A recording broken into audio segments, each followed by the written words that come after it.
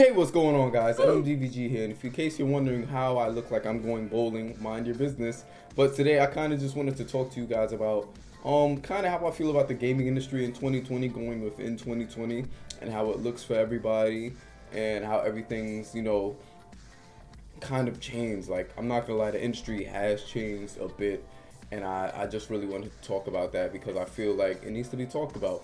You have games like Resident Evil 3, Last of Us 2, and a whole bunch of games coming out in 2020. And I gotta say, for me, 2019 has been a little lackluster with games. I feel like 2018 is where a lot of games really shine. Like 2019 really had like games like maybe I could say Death Stranding, but like truth be told, I played Death Stranding for a few hours, then I kind of just I got off of it, planning on returning, and I never returned. I feel like Death Stranding was a game you have to play and like consistently to finally get back into it, and it's just not for me.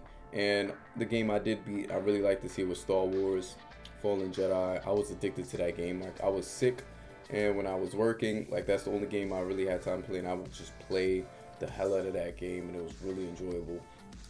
But I was gonna say, like, the industry nowadays is so weird. Everything's changing. Everybody wants a sequel, and like it's not really much innovation.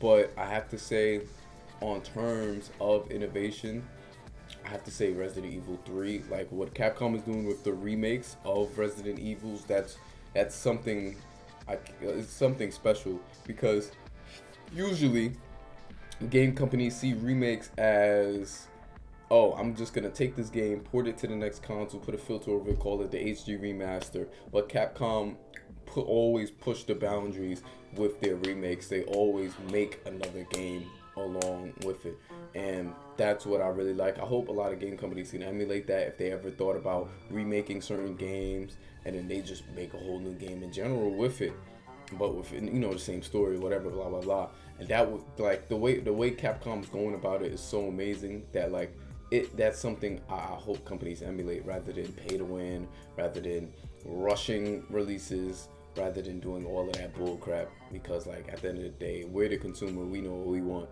Well, technically speaking, we don't really know what we want. It's a double-edged sword with game development. And Star Wars Battlefront came out officially, and I believe it to be a decent game from what it originally was, because there was a lot of drama with that game, a lot of it, and it was not pretty at all. And I'm glad like they kind of fixed it, but I'm still on a like certain game companies you have to learn to be on the edge for.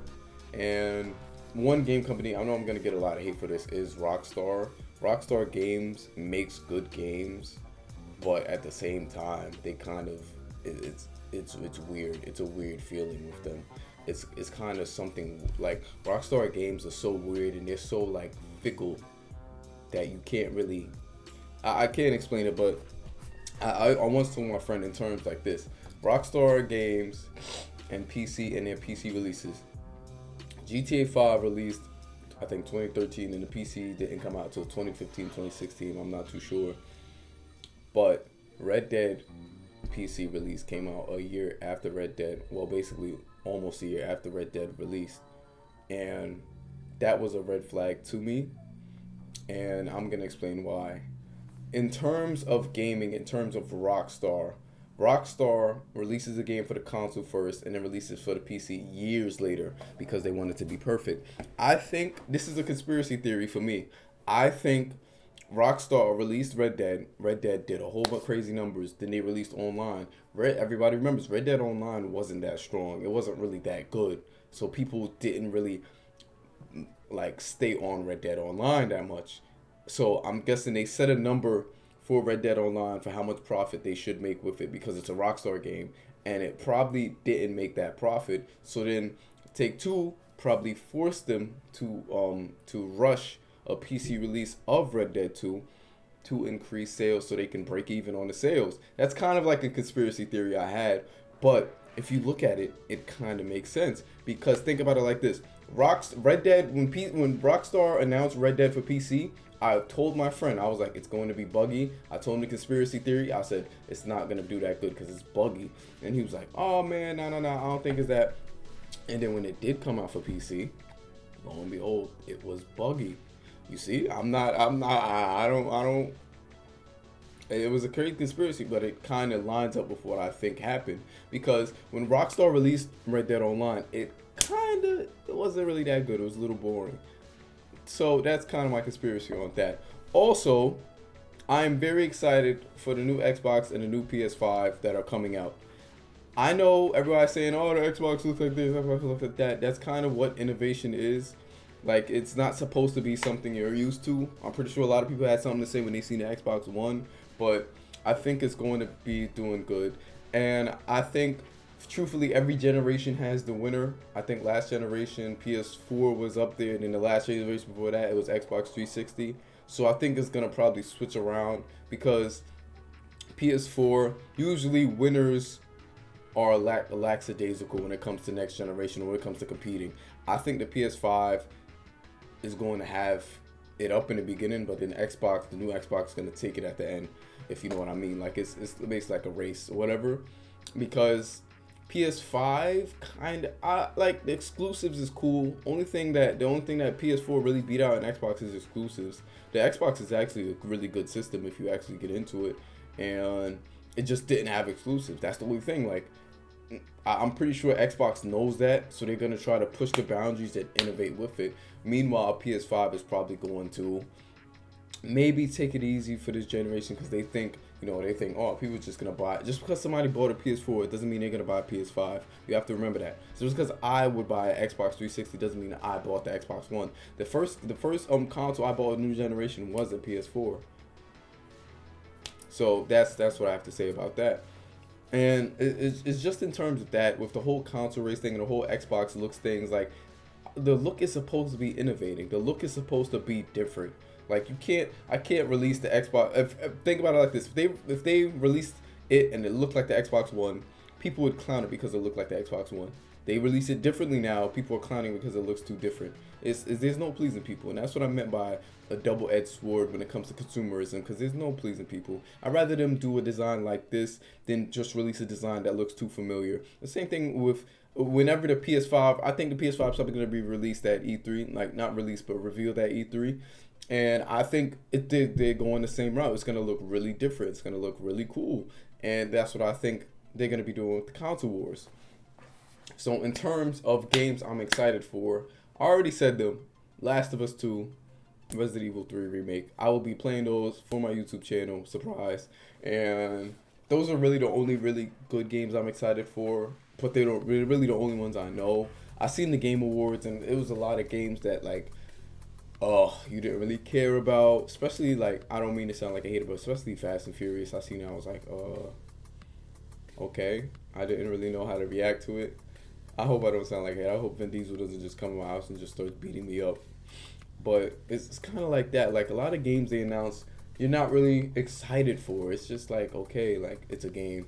I want a game that I can, like, sit down and play and I know I can enjoy. Which is why I love Star Wars Fallen Jedi. I'm not going to lie. When I first seen it, I wasn't really feeling it. Like, when I first seen the reveal at E3, I think. Or was it Game Awards? I'm not too sure. It was like he was on a planet and he was fighting stormtroopers, and the planet had, like, the jungle. I forgot what planet that's called. But when I first seen it, I wasn't really that excited for it. I'm gonna be honest with you. It just looked too generic until I actually played it and got into the story. And what I have to say is, I love every second of it. The story, everything. Oh my God, it's perfect. And I have to say, if you haven't played it, get out and go play it now. And that's what I have to say to that. And that's kind of how I feel with games now. Like, I'm not, for my channel, I was going to go the approach of playing whatever game releases. But I feel like playing games that I like, or playing games that I never played before, playing games that I love is something that I can do. Because, like, I don't want to sit here and play every new release, because some new releases are really hit and miss. Like, Blair Witch was a hit and miss. It was a miss for me. Didn't really like it. So now I'm playing games that I know that I can probably fall in love with now. And, oh wait, there's another game that came out. I forgot what it's called, but it's from the Man of Medan. It's from Man of Medan. I forgot what the whole game, like, game story trilogy, whatever it's called. But Man of Medan came out, and I'm going to be playing, I think, Camp Little Light. I forgot the name of the next story, but I'll be playing that for the PS4. Because I am buying a PS4.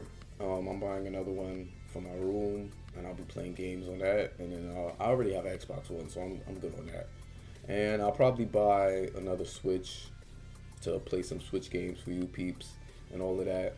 And I feel like I like sitting down and talking with the fans, and sitting down and actually talking and communicating, because in a way it's like I like it. You know, it's a break from all the chaotic edits that I be doing. It's kind of a break, and it's kind of me just talking with you guys and us communicating with each other.